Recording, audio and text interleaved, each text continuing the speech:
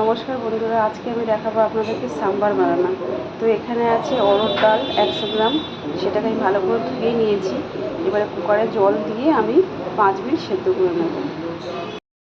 আচ্ছা, সাম্বারের জন্য এখানে আছে তেঁতুল, আছে টমেটো আর পেঁয়াজ দুখানা, আর এখানে আছে কারি পাতা, 2টো শুকনো লঙ্কা আর একটু সর্ষে। তেঁতুলটা আমি লাস্টে অ্যাড করব, এখন আমি ভিজিয়ে রেখেছি।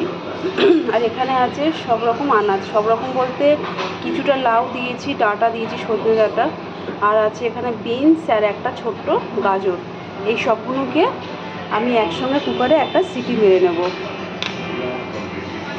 আমি সব কিছু কুকারের মধ্যে দিয়ে দিয়েছি। এবার দিয়ে দিচ্ছি আমি পরিমাণ মতো নুন, তাহলে সব আনাজের মধ্যে নুনটাকেও ঢুকবে।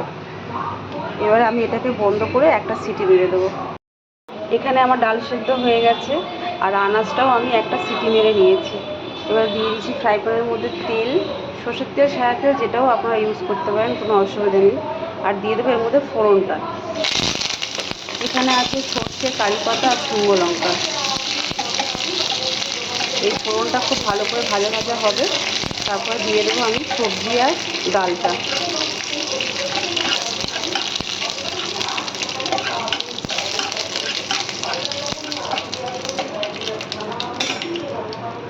সব কিছু ভালো করে ভাজা হয়ে গেছে। এবার আমি দিয়ে দিচ্ছি এর মধ্যে ডাল,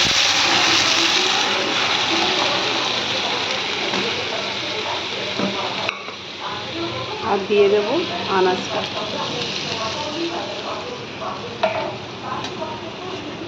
এটা সেদ্ধ করার টাইমে আমি নুন দিয়েছিলাম অল্প করে, তো আরও একটু নুন এর মধ্যে আমি অ্যাড করব।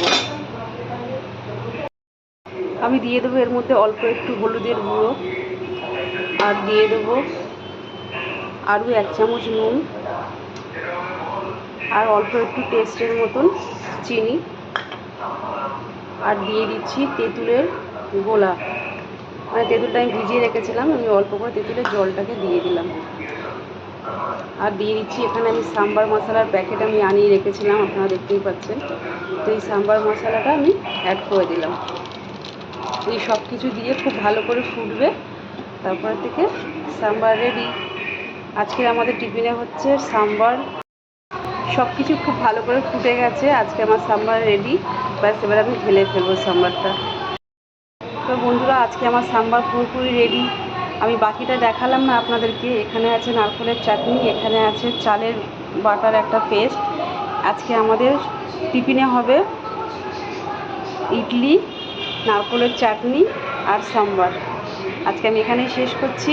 যদি ভিডিওটা ভালো লাগে আপনারা লাইক করবেন, শেয়ার করবেন। আজকে ধন্যবাদ।